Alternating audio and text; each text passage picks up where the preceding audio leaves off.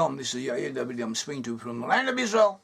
Today we are going to give you an overview of the Khazars. Who were the Khazars? What importance did they have? What happened to them? And then we're going to make it a very brief, short little talk. But you'll get the main points. The main points, and it's worthwhile doing it. It's worthwhile both for the sake of expanding your general knowledge, and also because they represent something, they are symbolic of something that is important for the studying the 10 tribes in general. We believe in the 10 tribes. I represent Brit-Am, an organisation that works for the union of Judah, that is the Jewish people, and the 10 tribes of Israel, and of finding the lost 10 tribes amongst Western nations. That is what we do, that is what we research, and this is the knowledge of our findings as to where the 10 tribes are. Finding them amongst Western peoples is what we propagate, is what we spread knowledge of having done, of being available, and this information is available, and it's worth your while to know it, to be aware of it.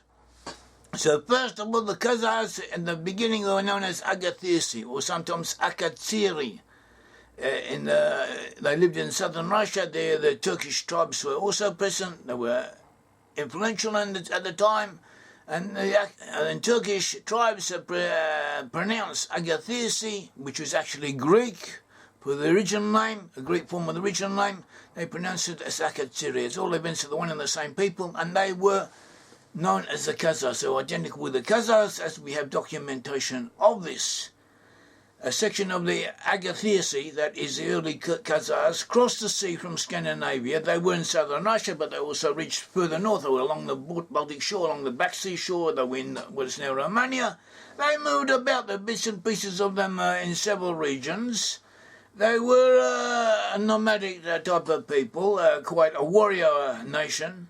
And a section of them also reached Scandinavia, possibly, apparently did settle in Scandinavia, and from there they moved to Scotland. They became part of the Scottish people. They settled amongst the Picts and identified with the Picts.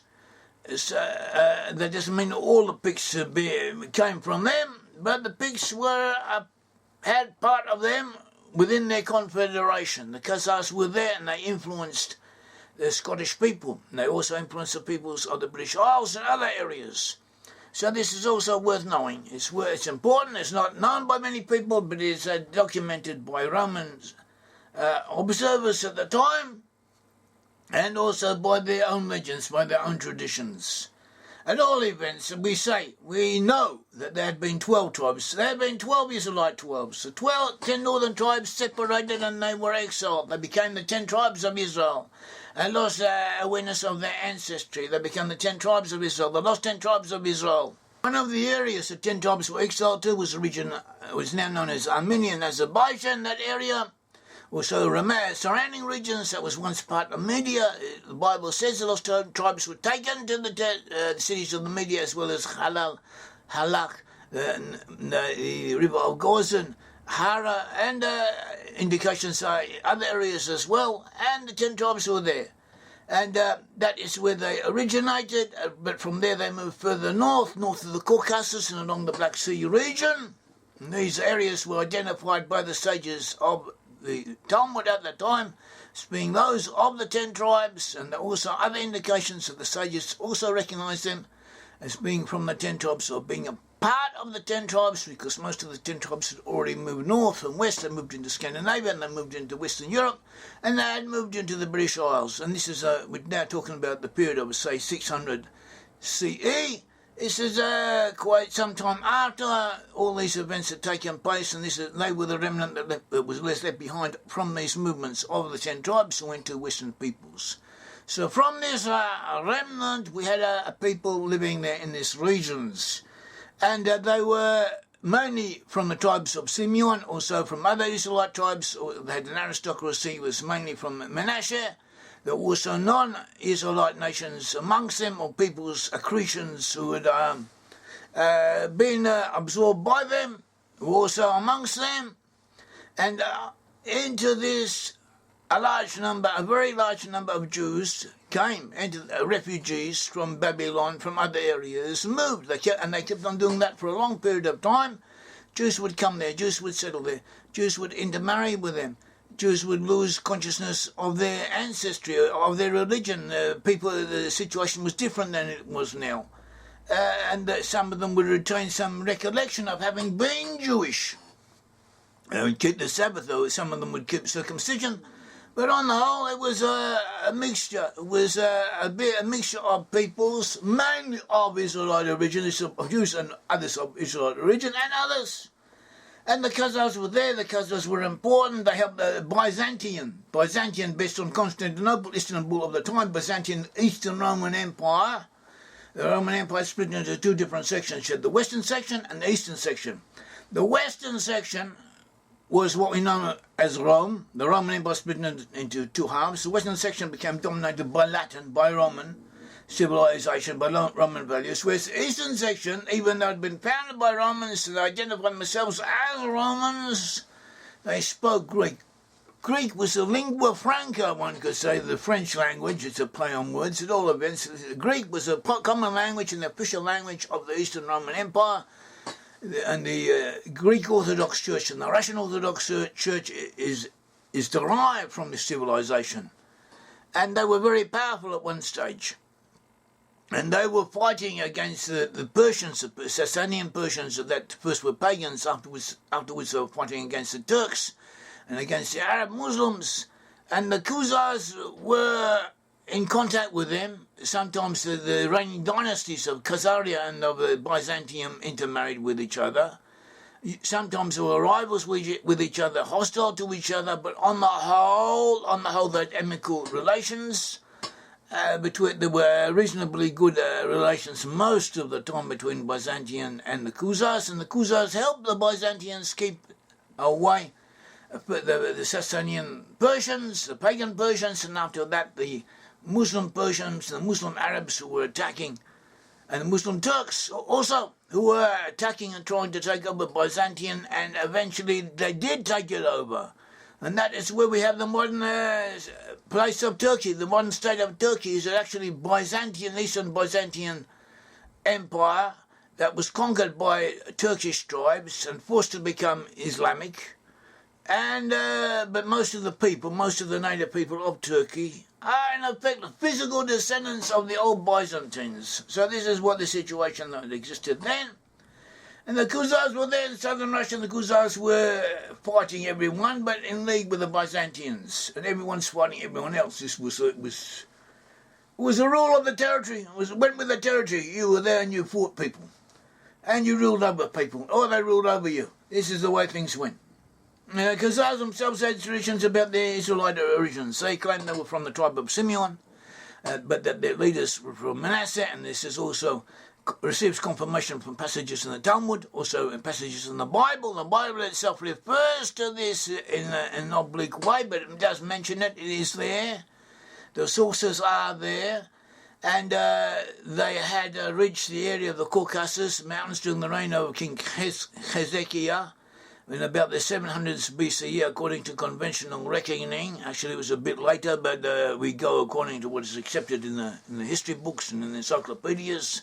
So we say about 700 BCE they reached there, which was also the same time when the lost 10 tribes were being exiled, conquered and exiled by the Assyrians. The Khazars, in effect, were part of them or associated with them. They were from the same racial stock, the same Hebraic origins. And they came there and they intermixed with the Gentiles in the region, and they settled there and they forgot who they were, or they had hazy recollections of it. Afterwards, in about 450 or 500 CE, that is about 800 years later after they got there or got to the region, a lot of Jews started coming in. Apparently there were very large Jewish community in Babylonia, in the south, in the Persian areas.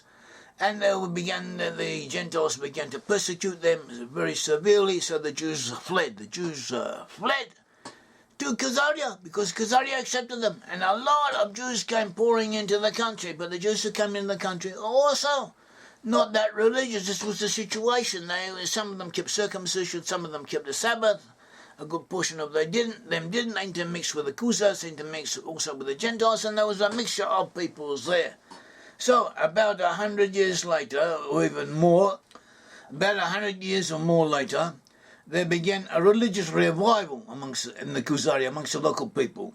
There was pressure, political pressure in the international arena from the Byzantines, wanted them to become Christians, because a lot of the pagan peoples were becoming Christians due to Byzantine influence. Byzantines wanted to spread their influence. It was also part of their religion to spread the faith, as if to say. So there was pressure from Byzantium, especially since Byzantium had close relations with Khazaria and a lot of influence there. They also sent advisors to Khazaria, and architects and engineers and military experts also come to Khazaria. Also refugees from Byzantium would flee to Khazaria. And so there was an association between the two. Byzantium was pressuring Khazaria to become Christians, to accept Christianity. Also, not long after that, the Muslims also became prominent and also attacking and trading with and using the Khazars. The Khazars used to mint coins for the Arabs. So the Khazars were industrialists, one could say. They were advanced people, so they had love and hate relationships with the Arabs, and the Arabs were also pressuring them to become Muslim. And at the same time, within the local population, there was an arousal, religious arousal. People wanted something, but they didn't really know what they wanted. A lot of them tended to adopt Jewish customs, Jewish practices. Some of them even consider themselves Jewish, and this spread. And so, as a result of this, the king ordered a disputation between representatives of the Islamic religion, of the Christian religion, and of Judaism. And after this disputation, apparently the king thought the Jews had made more sense, or was more persuasive. Well, for his own reasons, he decided that he and his family would become Jewish, and they did. And a good portion of his nobles followed him. At the beginning, most of the common people didn't, but eventually they too did. And this whole process took about 100 years. And at the beginning, they accepted some type of Judaism, or keeping the commandments in a different way than what is Orthodox Jews would expect them to do so. They weren't really Jewish. They were in some type of halfway house, one could say. But after a course of time, like maybe 100 years, they became full-fledged rabbinical Jews. And it has been suggested that at the beginning they kept some type of B'nai Noach faith, one could say. This is a type of Jewish laws, Jewish customs, Jewish principles that Gentiles keep. So it's suggested that the Khazars had gone along this track, but eventually they too became Jewish. They became full-fledged Jews. And this is what we have in Christian and Jewish legends. The Khazars are referred to as Red Jews. Red Jews are legends of the Red Jews were important in Europe, in Britain, in England, but especially in Germany. Germans were terrified of them. They would say that the Red Jews were Turks, the Red Jews had red hair, the Red Jews were from the 10 tribes, and they were going to come and try and conquer Christianity, conquer the West, etc., etc. They were the bogeymen from the East. They were known as the Red Jews, and indications are that they in effect were referring to the 10 tribes, or the legends of the Red Jews derived from the existence of the Khazars. And so that is worth noting. The Khazars, physically, a portion of them were blonde, blue-eyed. Another section were known for having red hair. And another section had black hair but pale skin. And one more section had a very dark skin and hair as compared to the peoples around them. So there are different physical types in different areas, but they all consider themselves belonging to the same one people, and they all converted or went along the same track that they had decided upon as the nations. They also had cultural and trading relationships with Scandinavia. There were some settlers from Khazaria amongst the Scandinavians. Also the Nephtalites, a whole people. The Nephthalite Huns were actually blonde, fair-skinned people, who had a portion of whom had belonged to the Khazars, had been part of the Khazar Federation. Before the Khazars became Jewish, they had belonged to the Hun Federation. Huns were a mixture of different peoples. And the Khazars had been federated with them. They'd been part of them. People from Agathyrsi, that is the Khazars, were had a contingent in the armies of Attila the Hun and invaded Western Europe and defeated it in Gaul. But they were very important at one stage from these invasions and from these incursions into Europe. A lot of peoples came also. Many of the Germans entered Germany at that time. They had not always been there. They were pushed into Germany, and so too other peoples went into Scandinavia, and Scandinavia experienced an infusion of more people, mainly more people. Different people who came from the steppe area, came from the Khazar areas. One of these peoples was known as the Nephthalites, and the Nephthalite Huns, and they settled in Norway. And others settled in Denmark, or increased the population of Denmark. Denmark was already settled, but they greatly increased the population, same in Sweden to some degree. And these peoples are settled in Scandinavia. There were contingents of them who remained and were later to be found in the Khazar Federation that did convert to Judaism. So somehow, physically, they are related to the people who would separate themselves off previously. And it is worth knowing. Also, we should know that the Khazars, their king, or their reigning house, was known as from the house of Jesse, or Yishai in Hebrew. That is according to Arab inscriptions, Arab writings. They could refer to them as Jesse. That meant that from David. Jesse was the father of David. In the Bible, Jesse, or the seed of Jesse, or the house of Jesse, is synonymous with the house of David. So apparently some of the family of David had settled amongst the Khazars, and the which had been accepted as monarchs amongst them. When this took place, we don't know, but it is a possibility because we find examples of this happening elsewhere, and apparently it also happened with them, with the Khazar peoples. As we said, elsewhere the Khazars are important. They represent a phenomenon, and they are important for studying the lost 10 tribes in general, and also for knowing something about our world, the world we live in and what we have. May the Lord God of Israel bless you. Thank you.